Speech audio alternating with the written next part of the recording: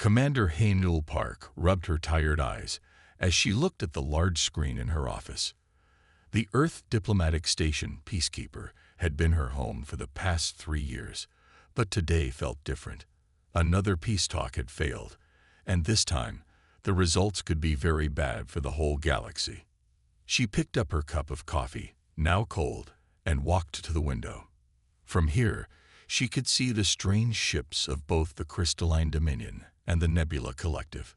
The crystalline ships looked like giant diamonds, shining and sharp. The Nebula ships were different. They looked like purple clouds with lights inside them. "Commander Park, you need to see this," her computer called out. A new message was flashing red on her screen. She walked back to her desk and opened it. The message was not good. Both alien groups were getting ready for another war. They had been fighting over the Orion sector for thousands of years.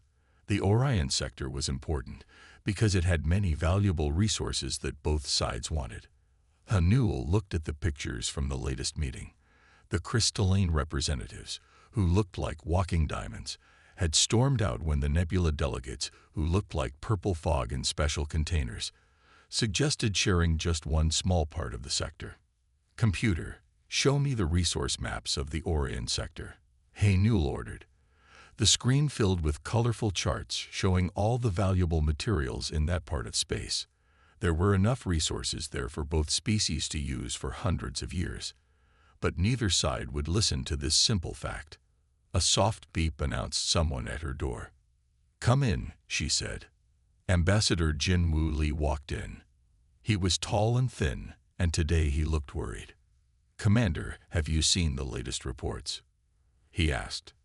"Yes, I have," Haynul answered. She pointed to a chair, and Jin-Woo sat down. "Both sides are ready to start fighting again. The Galactic Council has tried everything they know to stop this." Jin-Woo nodded slowly. "Everything they know," he repeated, and there was something in his voice that made Haynul look at him closely. "You have an idea?" she asked. "Maybe," Jin-Woo said, "but it's different from anything we've tried before. The Council keeps trying to make them agree on who owns what. But what if that's the wrong approach?" Haynul leaned forward in her chair. "Go on." "We humans learned something important a long time ago," Jin-Woo continued. "Sometimes the best solution isn't about deciding who's right. It's about finding a new way that works for everyone." Before Haynul could answer, her screen flashed again. New reports showed both alien fleets moving closer to each other. If they didn't do something soon, the war would start again. "How long would you need to prepare your idea?" Haynul asked, looking at the flashing warning signals on her screen. "I already have a team in mind," Jin-Woo said. "Dr. Su-Bin Kang for cultural understanding, Captain Mayra Kim for solving conflicts, and—" A loud alarm cut him off. On the screen, they could see the first shots being fired between scout ships from both sides. "Get your team ready," Haynul said quickly. "I'll tell the Council we have a new plan.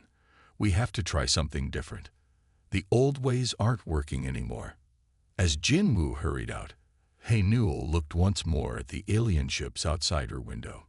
Humans were the newest species to join the Galactic Council. Many older species thought humans were too young to understand big problems like this. But maybe being young wasn't a bad thing. Maybe seeing things with fresh eyes was exactly what the galaxy needed right now. She pressed the button to call the Council. It was time to try something new, something that only humans might think of. The fate of the Orion sector, and maybe the whole galaxy, could depend on it. Ambassador Jin-Woo Lee stood before the Galactic Council chamber. The room was large and round, with seats rising up like steps in a giant bowl. Representatives from 200 different species watched him. Some looked like regular people, others like clouds or crystals or things he couldn't even describe. But right now, all of them were quiet, waiting to hear his plan. "The current situation cannot continue," Jin-Woo began. His voice was calm but firm. "The Crystalline Dominion and the Nebula Collective are ready to start another war. But I believe we have been looking at this problem the wrong way. Some council members shifted in their seats. A few made sounds of disagreement. Jin Wu continued anyway. For thousands of years, we have tried to decide who should own the Orient sector. But ownership is not the only answer. On Earth, we learned that sharing resources often works better than fighting over them. The chamber filled with murmurs. A representative of the crystalline dominion stood up. Its crystal body sparkled as it spoke. Share with them. They cannot be trusted. A container of purple mist, a nebula collective representative, glowed brightly. They are the ones who cannot be trusted. They think only of themselves. Jin Wu raised his hand for quiet. This is exactly what I mean. Both sides are so focused on what makes them different that they cannot see what they have in common. I have assembled a team to help change this. He pressed a button, and 3 faces appeared on the big screen behind him. Dr. Subin Kang, our expert in understanding different cultures, Captain Mirai Kim, who helps solve conflicts, and Dr. Taeyong Choi, who studies how the universe works. The council leader, who looked like a tall tree with glowing leaves, spoke up. Ambassador Lee, your record of solving problems is good. But this conflict is very old and very difficult. What makes you think humans can solve it? Jin Wu smiled. Because we are new. Because we see things differently. On Earth, we have thousands of different cultures. We had to learn how to understand each other, how to work together even when we seemed very different. We learned that understanding each other is more important than being right. He showed new pictures on the screen. Earth's history of wars, then peace treaties, then countries working together. We made many mistakes getting to this point, but we learned from each one. Now we can help others learn too. The chamber was quiet again, but this time it was a thoughtful silence. Jin Wu could see many council members nodding slowly. Give my team 1 month, he said.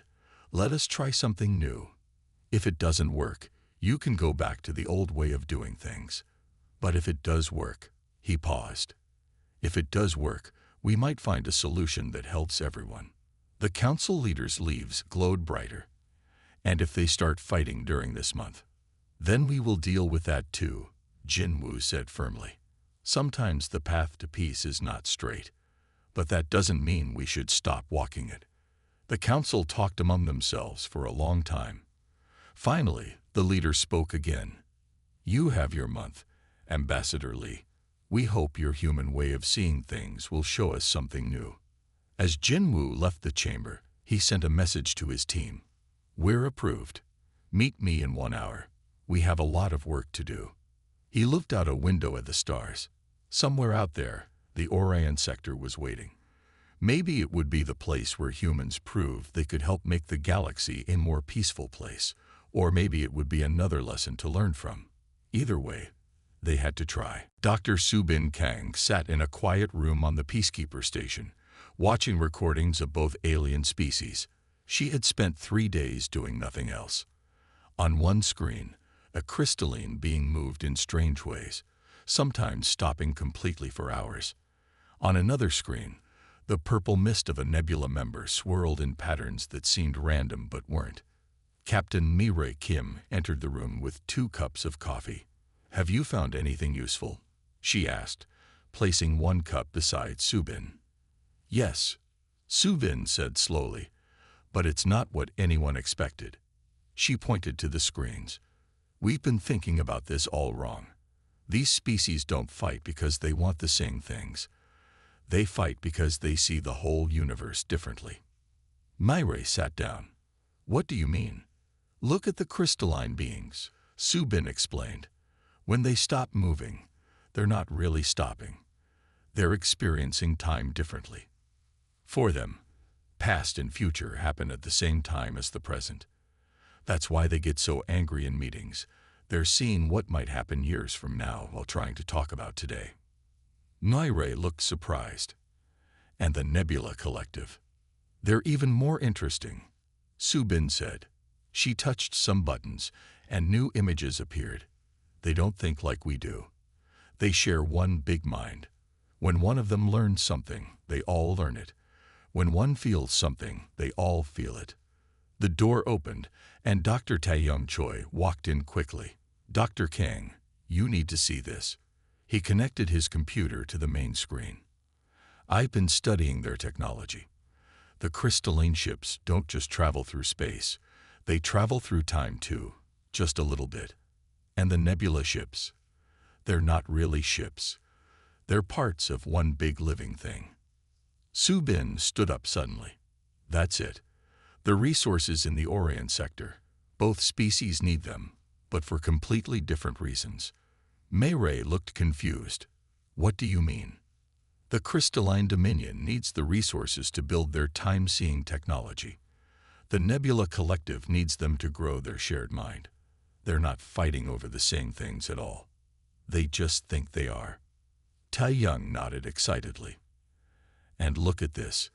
He showed new pictures on the screen. Where their territories meet, strange things happen to space itself. Their different ways of existing are affecting reality. Myra walked to the window, thinking. So if they work together. Exactly, Su Bin said. They could do amazing things. But first, we need to help them understand each other. We need to show each one how the other sees the universe. I have an idea, Taeyong said. We can build a special room. A place where we can show the crystalline beings how it feels to share one mind, and show the Nebula Collective how it feels to see through time. Can you do that? Mireille asked. With help, yes. We have some virtual reality technology that might work. We just need to make it much better. Su Bin smiled for the first time in days. This is why humans are different, she said. We can't see through time or share our minds, but we can imagine how it feels. We can understand both sides. Mireille pressed a button to call Ambassador Li. We need to talk, she said. We found something important. As they waited for Jin Woo to arrive, Su Bin looked at the aliens on her screens again. Soon, they might understand each other for the first time in their long history, and humans would help make it happen, not because they were stronger or smarter, but because they could see things from different points of view. Maybe that's our real gift to the galaxy, she thought. Not our technology or our strength, but our ability to understand. Dr. Taeyong Choi worked without stopping for 3 days. His laboratory on the Peacekeeper Station was filled with complex machines and glowing screens. The special room he was building had to be perfect. One small mistake could ruin everything. How is it coming along? Ambassador Jin Woo Li asked as he entered the lab. He looked tired but hopeful. The basic system is ready, Taeyong said. He pointed to a large round room behind a glass wall. We call it the bridge. It uses advanced virtual reality technology to help different species experience each other's way of thinking. Jin Woo walked closer to the glass. And you're sure it's safe? We tested it yesterday, Taeyong explained. Dr. Kang and Captain Kim both tried it. They said it was strange but amazing. Su Bin said it felt like her mind was expanding across space when she experienced the Nebula Collective's perspective and the time-seeing effect of the crystalline beings. Mei Ray described it as seeing yesterday and tomorrow at the same time as today. She said it helped her understand why they get so frustrated in regular meetings. They're trying to talk about many different times all at once. The door opened, and Su Bin entered with a group of technicians. They were carrying more equipment. The final pieces are here, she said. We can install them today. Jin Woo looked worried. We need to hurry. Both species are getting impatient. The council is asking for results. Tell them we're ready for the first real test, Taeyong said. We should start with one representative from each species. Later that day, they all stood in the control room. A crystalline being that looked like a walking diamond entered the bridge room. Its name was impossible for humans to pronounce, so they called it Representative 1. From another door, a container of purple mist floated in, the Nebula Collective representative. Remember, Su Bin said into the microphone, you will experience each other's way of seeing the universe. It might feel strange at first, but you are completely safe. Taeyong pressed buttons on his control panel. The room filled with soft light. The walls seemed to disappear, replaced by stars and swirling colors. At first, nothing happened. Then the crystalline being made a sound of surprise. The purple mist swirled faster. "They're starting to understand," Su Bin whispered. The crystalline representative spoke first. This is how you see existence, all connected, all one mind." The purple mist swirled in patterns that meant yes. "And you see the flow of time itself, past and future together." For almost an hour, they stayed in the bridge. When they finally came out, both representatives were different. The crystalline being's surface had patterns no one had seen before. The purple mist glowed with new colors. "We have been foolish," the crystalline representative said. "We thought they were chaotic, uncontrolled. But their unity is beautiful. And we thought they were cold, unchanging," the nebula representative added. "But their view of time is like a dance, complex and wonderful." Jin Woo smiled. "Would you be willing to tell others about what you experienced here?" Both representatives agreed immediately. News spread quickly. Soon, more members of both species wanted to try the bridge. Each one came out changed, understanding something new about the others. Captain Mayray Kim watched it all from a quiet corner. "We didn't solve their problems by telling them what to do," she said. "We solved them by helping them understand each other. That's the human way," Jin Woo replied. "We build bridges, not walls." Security Chief Yuna Song knew something was wrong before the alarm started. She had worked in space stations for 10 years, and she could feel when things weren't right. Today, the station felt different. She was checking the security cameras when her screen flashed red. 3 crystalline ships were approaching the station much faster than allowed. They weren't responding to any calls. "Commander Park," Yuna called through her communicator. "We have a situation." "I see it," Hey Newell responded. "What do you think they want?" Before Yuna could answer, the ships fired. Not at the station, but at the area where the Nebula Collective ships were docked. The purple ships started glowing brightly, preparing to defend themselves. "Those aren't official crystalline ships," Yuna said, looking at her readings. "They're using old codes. I think they're rebels, ones who don't want peace." Inside the station, Ambassador Jin Woo Lee was just finishing another successful bridge session when the whole station shook. "What's happening?" the Nebula representative asked, its purple mist swirling in alarm. "Stay calm," Jin Woo said. "Our security team will handle this." But inside, he was worried. All their progress could be destroyed in minutes if this turned into a fight. Yuna's voice came through the station speakers. "Attention all ships. This is a restricted diplomatic zone. Stop your attack, or we will be forced to defend ourselves." The rebel ships fired again. This time, they hit one of the station's outer sections. Warning lights flashed everywhere. "Chief Song," Commander Park called. "Can you stop them without destroying their ships? We don't want any deaths today." Yuna looked at her weapons control panel. The station had powerful guns, but she had another idea. "Yes, Commander, but I'll need help from our guests." She quickly contacted the official crystalline ships. "Can you send us your time-viewing data for those rebel ships?" At the same time, she called the Nebula ships.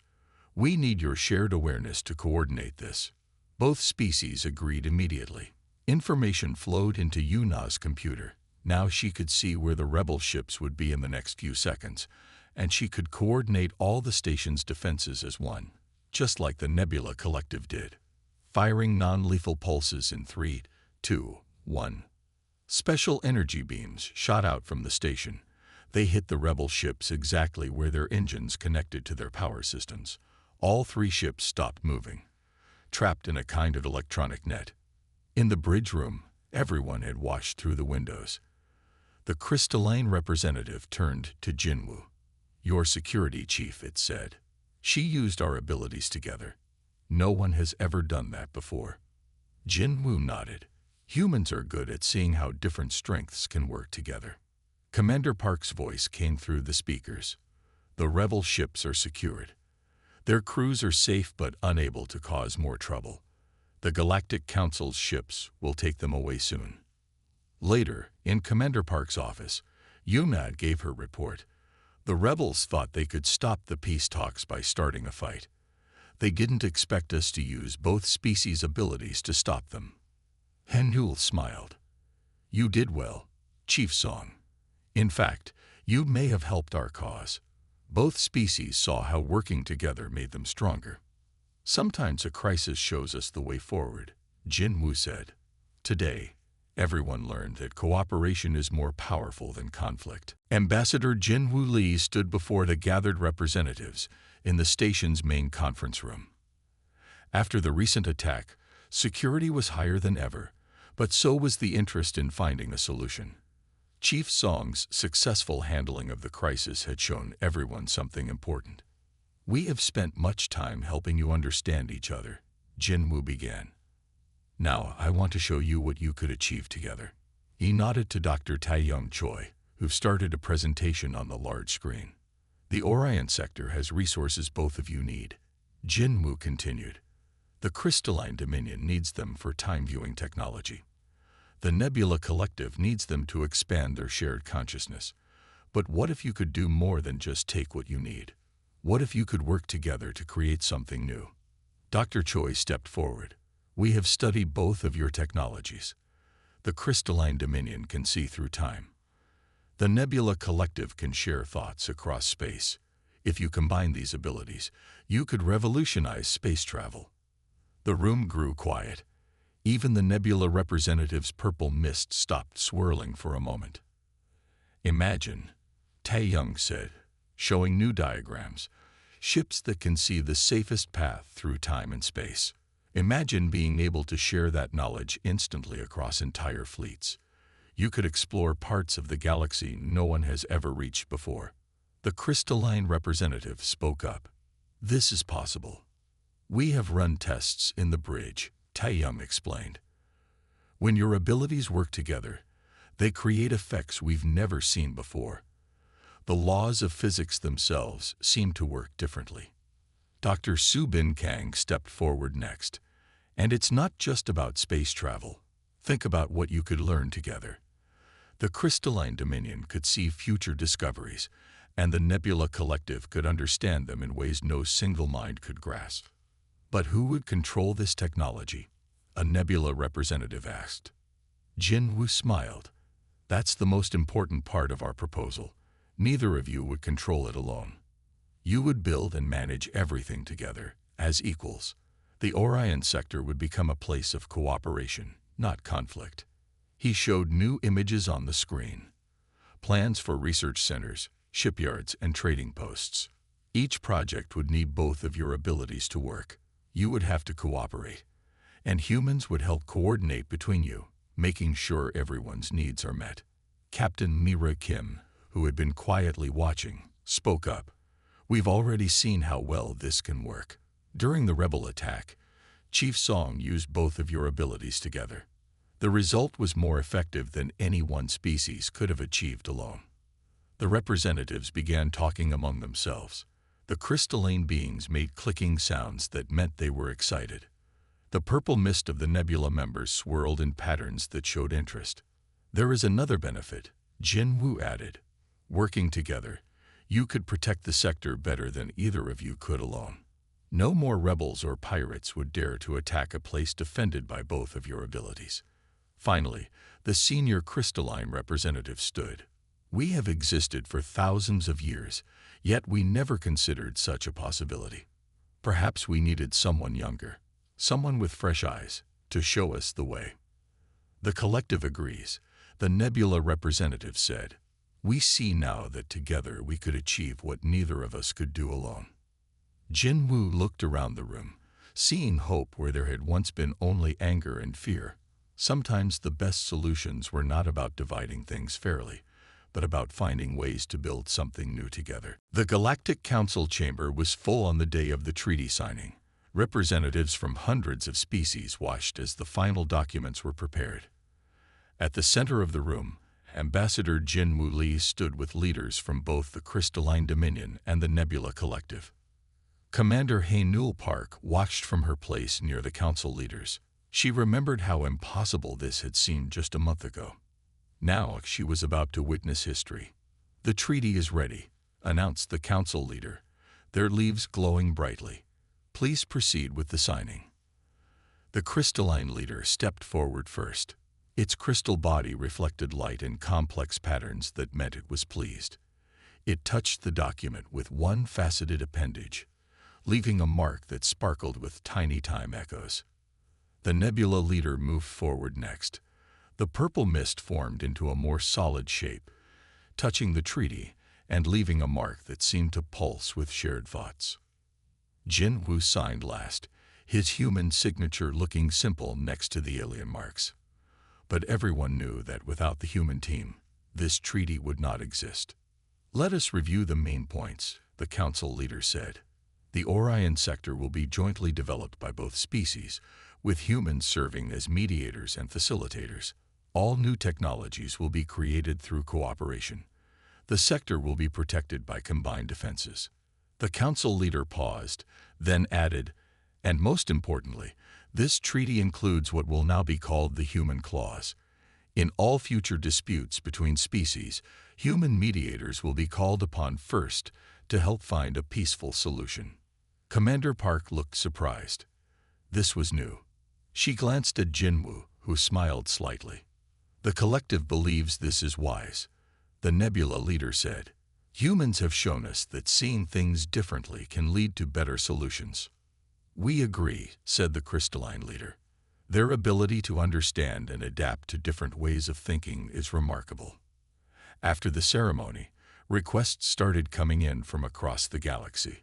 Other species who had their own conflicts wanted human mediators. Commander Park's office was flooded with messages. "I've received over 3,000 requests for human negotiation teams," she told Jinwoo later that day. "Everyone wants the human touch, as they're calling it." "We'll need to train more mediators," Jinwoo said, "and build more bridges, but we can do it. This is what humans are good at, helping others understand each other." Dr. Subin Kang and Captain Mirai Kim joined them, bringing news from the Orion sector. Construction had already started on the first joint research center. Crystalline and Nebula ships were working together, combining their abilities in ways that amazed everyone. The first joint space-time mapping mission was successful, Mirai reported. They discovered 3 new stable travel routes that neither species could have found alone. "And the shared consciousness network is expanding," Subin added. "The crystalline beings are learning to send their time views through it. They're creating something entirely new." Commander Park looked out at the stars through her office window. A month ago, they were ready for war. Now they're building the future together. She turned to her team. "You should all be proud. We just showed them what was possible," Jinwoo said modestly. "They chose to make it happen." But everyone knew that without humans' special way of seeing things, their ability to understand different viewpoints and find new solutions, none of this would have happened. The galaxy was changing, and humanity's gift for building bridges between different worlds was leading the way. 5 years had passed since the historic treaty signing. Ambassador Jinwoo Lee stood at the observation deck of the new Orion Central Station, watching ships move through space below. The view was different now. Crystalline ships flew in formation with nebula vessels, their combined abilities creating beautiful patterns in spacetime. The Orion sector had become the most prosperous region in known space. Where there had once been conflict, there were now research centers, trading posts, and exploration fleets. The station itself was a marvel of cooperation, built with crystalline technology, powered by nebula energy, and managed by humans. "Enjoying the view, Ambassador?" Commander Haenul Park asked as she joined him. She had chosen to stay in charge of this sector, watching over humanity's greatest diplomatic achievement. "It still amazes me," Jinwoo replied. "Sometimes I look out there and remember how close this all came to war." Haenul nodded. The latest reports just came in. The Joint Fleet discovered 3 new habitable planets last month. The crystalline time viewing helped them find safe routes, while the nebula shared consciousness kept all ships working perfectly together. And how many peace treaties have included the human clause now? Jin Wu asked, though he already knew the answer. All of them, He Newell said with a smile. Every single treaty signed in the past 5 years has included the words, "Let the humans handle it." We've become the galaxy's peacekeepers, not through force, but through understanding. Dr. Subin Kang's voice came through their communicators. "Ambassador, Commander, you should come to the bridge room. We're about to try something new." They found Subin and Dr. Taeyong Choi in the latest version of the bridge. The room was larger now, and the technology much more advanced. Captain Myra Kim was there too, working with a group of aliens from 12 different species. "What are they doing?" Jin Wu asked quietly. "Creating the first multi-species shared consciousness network," Taeyong explained excitedly. "The Nebula Collective is teaching others how to join their thoughts together. The crystalline dominion is helping them see through time, and 3 other species are adding their own unique abilities." "Is it safe?" He Newell asked. "Safer than ever," Myra assured her. "We've learned so much about how different species think and perceive reality.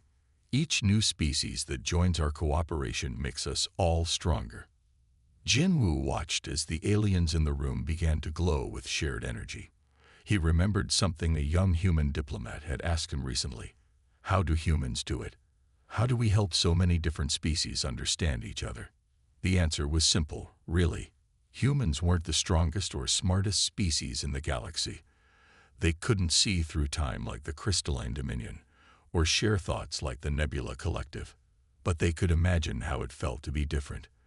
They could see things from other points of view. Most importantly, they could help others do the same. "Look," Subin said softly, pointing to the center of the room. The combined consciousness of the different species was creating patterns of light and energy never seen before. New possibilities were being born from their cooperation. Jin Wu smiled. This was humanity's gift to the galaxy. Not power or technology, but the ability to build bridges between different ways of thinking. In a universe full of incredible species, humans had found their role, helping others understand each other. "The future is bright," He Newell said, watching the display. "Yes," Jin Wu agreed. "And we'll face it together."